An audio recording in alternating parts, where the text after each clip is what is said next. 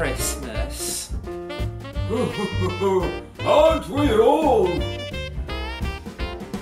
Well, let me regale you a tale that has absolutely bugger all to do with Christmas. Because it was filmed many moons ago. Wow. Now sit on my lap.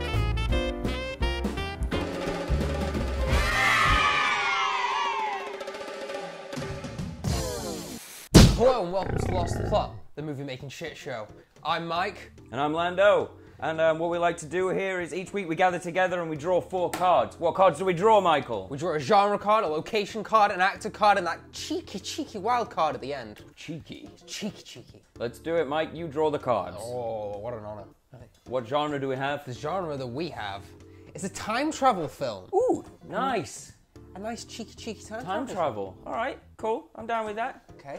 There's a lot of rules. Will I be down with that in the future? Weak sauce. Where are we going to be time traveling around? If it's only time travel, he didn't say the location moving. Time traveling in a pineapple under the sea. Okay, all right. That sounds familiar. I'm down with it. Who is in this pineapple under the sea time traveling around? Tina Fey. Tina Fey is in a pineapple under the sea. Tina Fey is In a time time travel. traveling. Time traveling Tina. Time traveling Tina.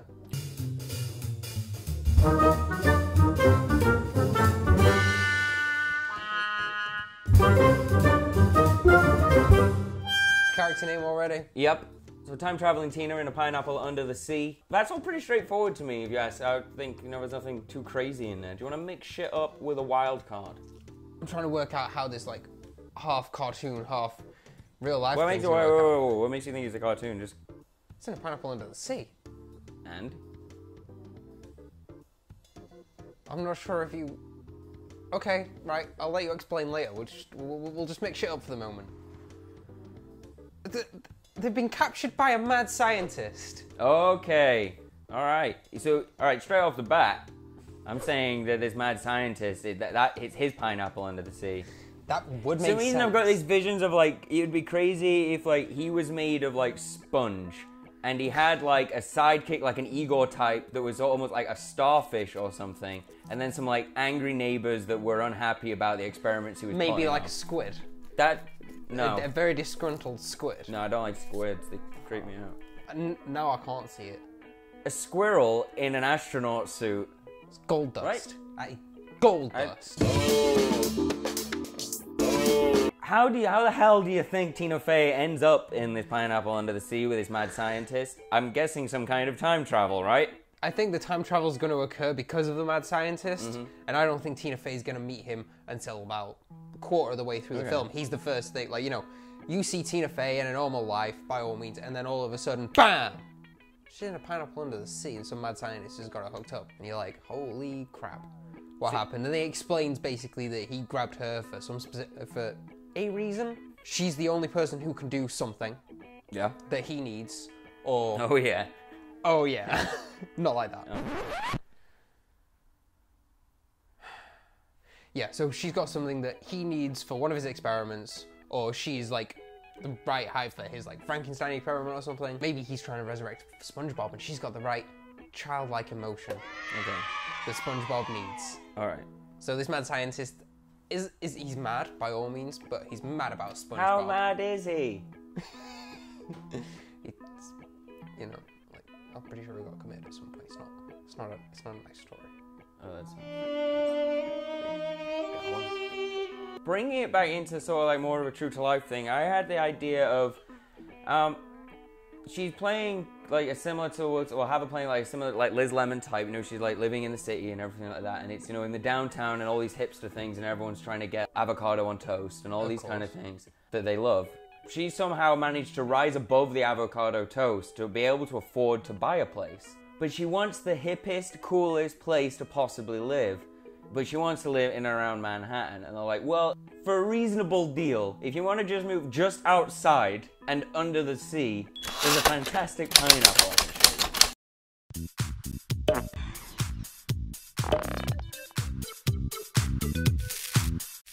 She goes, it's fantastic, it's great, but there's a peculiar feeling of there. You feel like, you know, there's somebody else in the place with you, but they're not. There's no one actually there.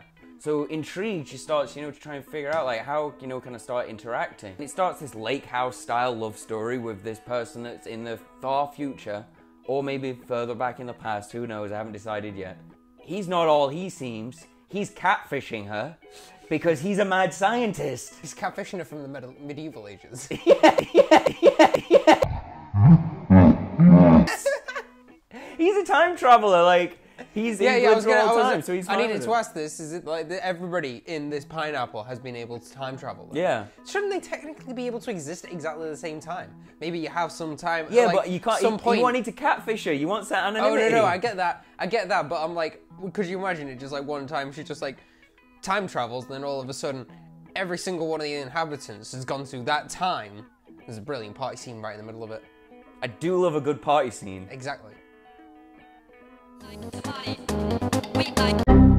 Can we say, without drawing a card, the mad scientist, David Hasselhoff? Yes. Yeah. Yeah, I'm fine with that. Absolutely. The Hoff. The Hoff. The Hoff. So, there's this party, there's Hawaiian pizzas and Hasselback potatoes. Hasselback potatoes. Just merging the timelines. And all of a sudden, yeah, he comes out of nowhere, grabs her, takes her into his timeline with the pineapple. And his timeline, he's the person who created the time-traveling pineapple. Yes, he's the one. He is the guy who created it. Yeah. So there's that point that he is actually technically just outside of their timeline, which could pull up the idea of how long has he been around her. Yeah, that's what I say. Studying, It's like from the moment she moved in, she said it's always sensed that something else around. And it's, yeah, them sending the letters to each other through the timelines. It's very similar to, we also did another film like that, with a similar through the timeline, with Ghosts that time. And it was Ghosts, but... There was Ghosts, there was no pineapples, and there was no David Hasselhoff. This one's already bad. I just want to know what kind of experiments. I just want to know, what does he do? What makes him an evil, like, scientist? He's created this time travel machine. Maybe he's done some fantastic things, but just in very unethical ways. So he's the person creating SpongeBob. Are we going to say his end game's actually to create SpongeBob? Who is SpongeBob? He's the sponge. Alright, I'm down with it. Yeah, I love SpongeBob. SpongeBob's great. He's one of my favourites, actually.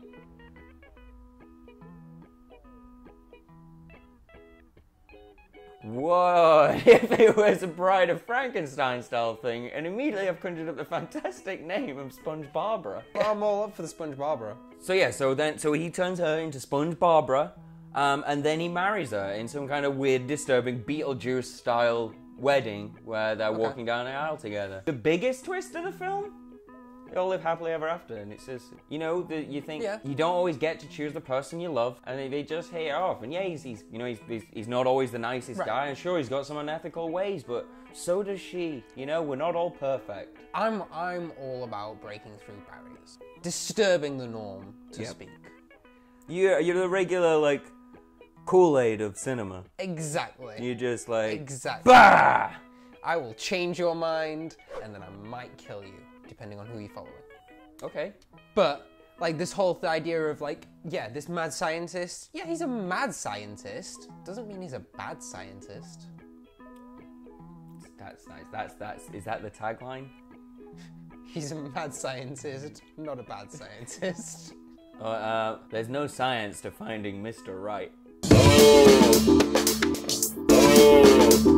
They're at their wedding. Yeah. So now it's SpongeBob and SpongeBob walking down the aisle together. Yeah. And Hasselhoff is master of ceremonies. I was thinking maybe as a point, like now he's gotten to know, like because they said that we're sending the love letters, maybe now he's actually in love and he's only realizing this as he's allowing SpongeBob to get married to her. So you've been catfishing on SpongeBob's behalf. Yeah. And now he hangers feelings for her. Yeah. Oh, all right. Now we've got a love triangle situation going on. Exactly, and that causes some grief and crisis. And also, do you think he's hesitant to be like, I want to turn into Sponge because I really want this for SpongeBob, but I don't want to turn into Sponge because I want this for me? Maybe we find out SpongeBob is making him do it. Oh, so the real evil mastermind is SpongeBob, and he's the one pulling the strings and getting Dr. Hoff to do all these terrible things. He was the first experiment, SpongeBob. Like, Hasselhoff, you know, he genuinely, he made the first SpongeBob. But then since then, yeah, the power's gone to his head, to his little sponge brain. And he's gone mad, and he's now causing, Hasselhoff to have to just create all these other creations. And now he's like, now I want a wife. Gets Tina Fey, brings her in. Yeah. Told time-traveling Tina into the pineapple. And then, so he does turn her into Sponge, but he has a serum. And he can turn her back. And now he's got to try and work. The sort of point of view of the film changes. You're now watching it from Dr. Hasselhoff's side. Is he's looking on longerly at their relationship, and he can tell that she's not happy, and he wants to bring her back, but SpongeBob beats him. Just beats him relentlessly, keeps him in this horrible little dank. Did SpongeBob have some kind of pet, maybe like a sea snail or something like that? Never thought about it, but do you know what? That sounds good. I'm just thinking that he could treat Hasselhoff like he was his pet, and he, like, you know, so keeps him in a cage and stuff at night, and he beats him relentlessly. But Hasselhoff is going to rise up, and he's going to get Tina Fey with the serum and turn her back into regular time-traveling Tina, and they're gonna run away together.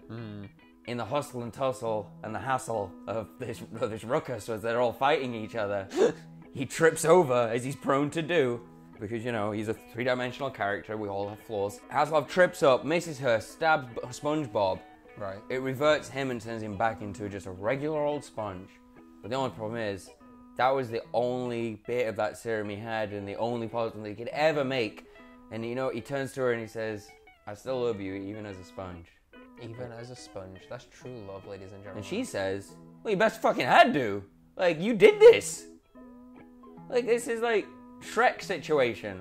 Oh shit, we've done Shrek again. Oh. Somebody once told me. How do they procreate? Do they have little, like, sponge, half human, half sponge babies? Wait till after the credits for, you know, a sneak peek of the sequel where it's them raising these little sponge kids together. So you've half sponge, half Hasselhoff children. You are so confident in this film that it's going to make its money back and make enough to get a sequel. I'm thinking we just be a bit sneaky when we film the first one. Make sure we get plenty of B-roll.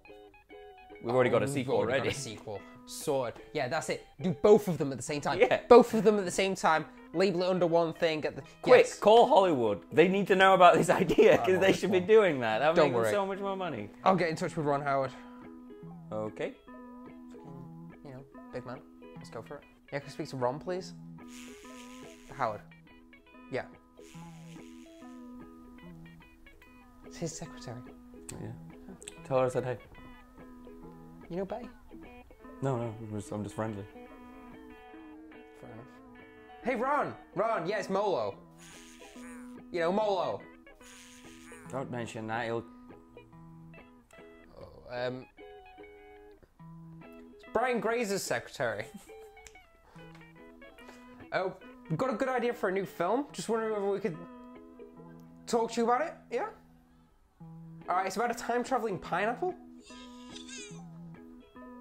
No. There is a lot more to it. It's got a lot more layers to it. Believe me, you will be so interested by this. You'd rather do this face to face. Beverly Hills. 2 o'clock. Yeah. I'm sure we can be there. All right. Okay. Brilliant. All right. See you later. So, how is he? He seems fine. Seems excited. About the time-traveling pineapple movie. About the time-traveling... The moment I said time-traveling pineapple, I just heard a woo! Sounds like him. I was like, oh my. Alright, so when do we have to meet him? In about 5 hours. Okay, so let's just quickly wrap this up then.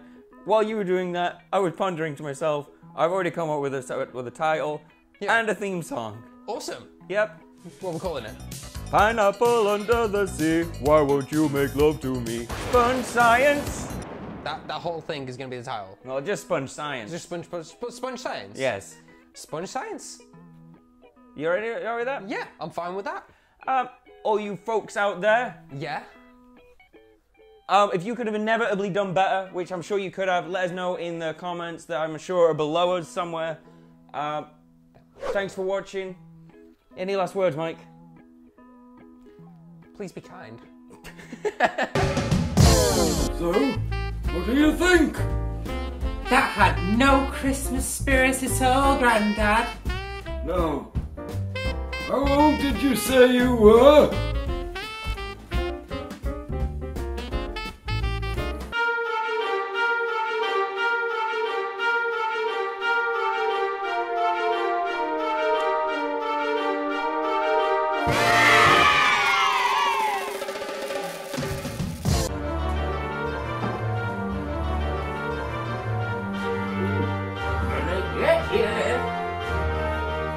Kaiser Susie!